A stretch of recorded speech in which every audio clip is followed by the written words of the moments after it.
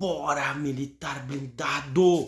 Bora gabaritar. Questão 39, cara. Só a imagem ali já mostra tudo, cara. Revolução de 1930. Não, né? Mas vai desencadear, tal, enfim. Cara, caiu o ano passado, ano retrasado, caiu na tua prova, tá? Vamos lá. Questão 39. A imagem a seguir é uma foto retratada do 18 do Forte, ocorrido em 5 de julho de 1922, quando o Forte Copacabana do Rio de Janeiro foi tomado durante o levante militar. Que legal. Esse movimento está relacionado ao quê? Alternativa A, a indignação dos militares em relação à política externa brasileira, considerado sobrevivente aos interesses norte-americanos. Oh, que loucura! A reação contra a chamada Coluna Prestes, que percorreu o interior do Brasil, combatendo as forças do exército. Caraca, mano. A repressão do Partido Comunista, a repressão ao Partido Comunista Brasileiro, que acabará de ser fundado por influência da Revolução Bolchevique na Rússia.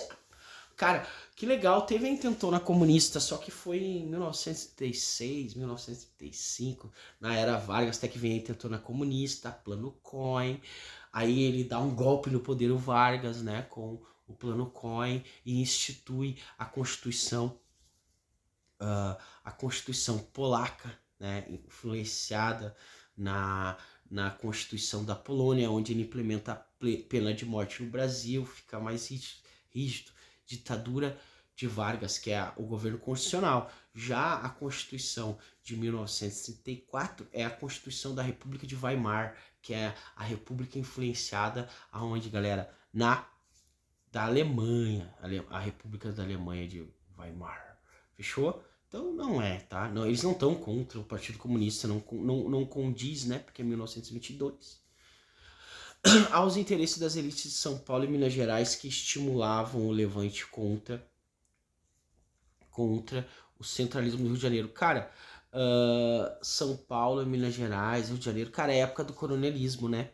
E a República Velha dá um tiro no pé, principalmente para os meninos, porque os meninos, eles se alistavam no exército e é ali que eles tinham uma educação de ponta, né, educação militar, e ali eles começam a ter um pensamento crítico, e aí eles não vão de acordo com essa política corrupta que vai favorecer pequeno grupo cafeicultor e a galera de Minas Gerais, e vai desfavorecer a camada popular, que é a maioria. E aí os tenentes vão se unir contra isso, tá? E, cara, o gabarito é ao tenentismo, um movimento nacionalista que propõe reformas na estrutura do poder político oligárquico do Brasil. Ou seja, eleições democráticas, eleições com voto secreto, né? Enfim, cara, eles queriam eleições justas, né, para terminar aquele negócio, aquela política de revezamento do café com leite, uma hora São Paulo, outra hora Minas Gerais.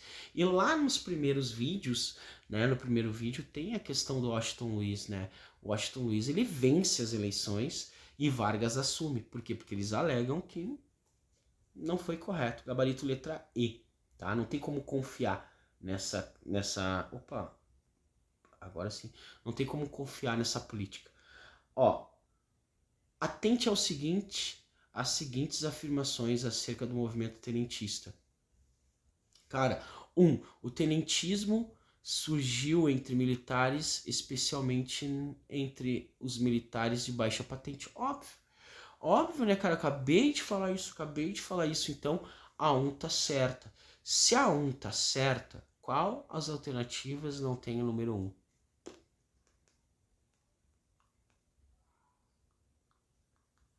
A, B, C e D. Qual das alternativas não tem número 1? D. Ó, se a D tem a alternativa número 1, não tem a número 1, nem a C. Então ficou entre a A e a B. Vamos ver as outras. A 2. Os tenentes, de modo geral, oriundos das camadas médias da população, defendiam a moralização da vida política. Moralização. Só um minuto, pessoal, calma aí. A moralização, cara. Sim, a moralização, tá? Então, A2 tá certo. A2 tá certo. A3, nos anos de 1920 organizaram várias ações militares, entre elas o chamado Levante de Copacabana, também, tá? Também. E a cinco, que é os tenentes pretendiam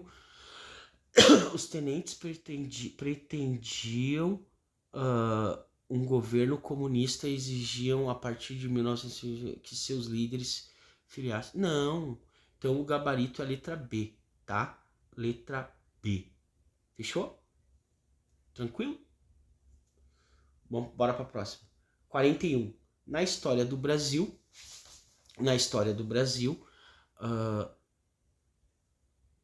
a capital, na história do Brasil, em relação ao ciclo minerador, pode-se afirmar que a capital da colônia foi transferida para Salvador, de Salvador para o Rio de Janeiro. Correto, correto, tá? Vai lá na videoaula que tu vai lembrar. Meu gatinho passou ali, tá? Tranquilo. 2. Tá, se a 1 tá certo, corretíssimo, tá? A capital vai ser transferida para o Rio de Janeiro para ter o controle ali, tá? Então a 1 tá certo.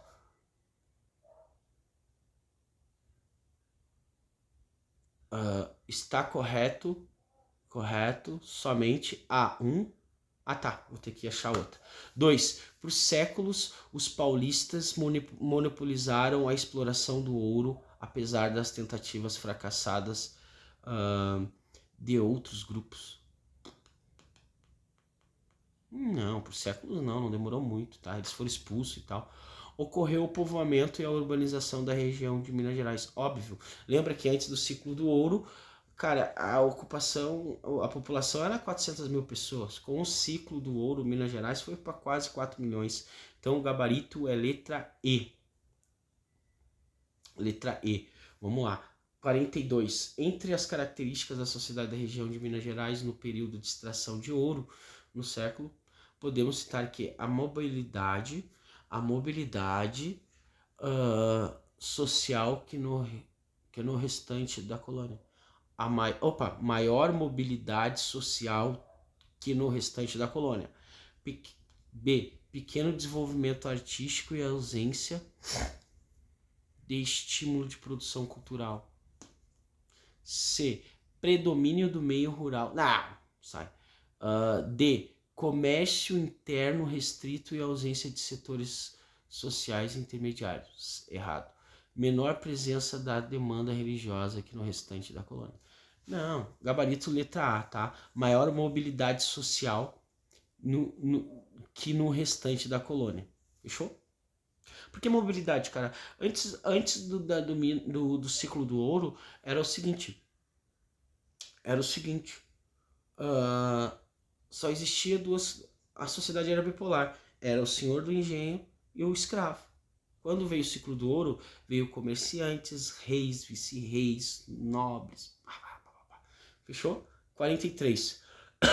Leia o excerto do Brasil pitoresco, escrito pelo francês Charles Ribeiroles. Não sei falar francês, toma banho, tá?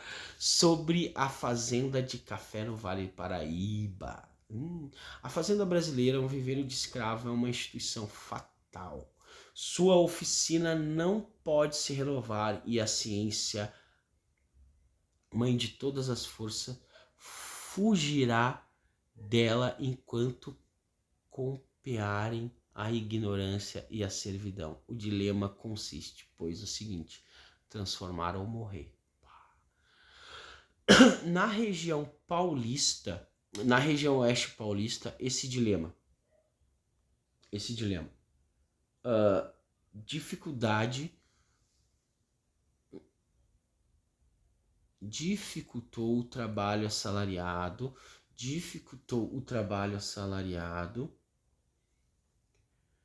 em função do preconceito gerado pelo atraso tecnológico da lavoura cafeeira. Não. Persistiu o que impediu a modernização das fazendas do café. Sim, cara, cujos proprietários lucravam com o tráfico negreiro. Caraca, meu. os proprietários eles não lucravam com os tráfico negreiro, né? Com o tráfico negreiro. Quem lucrava era o traficante. O escravo era muito caro para manter o escravo também, né? Para ter uma longevidade. Então, não. Foi solucionado com a vinda de imigrantes apoiada pelos cafeicultores que investiam também em ferrovias. Isso aí, cara. Os agricultores paulistas, tá? Os cafeicultores paulistas. Gabarito letra D. 44. Os colonos que imigraram recebendo dinheiro adiantando tornou-se, pois, tornando-se, pois, desde o começo um simples proprietário de vergueiro e cia. E em virtude do espírito de ganância, para não dizer mais que anima, para não dizer mais que anima numerosos senhores de escravos e também a ausência de direitos em que costumam viver esses colonos na província de São Paulo. Só lhes restam conformaram-se com a ideia de que são tratados como simples mercadoria ou como escravo. Vamos ver. O texto aponta problemas enfrentados por imigrantes europeus que viviam no Brasil para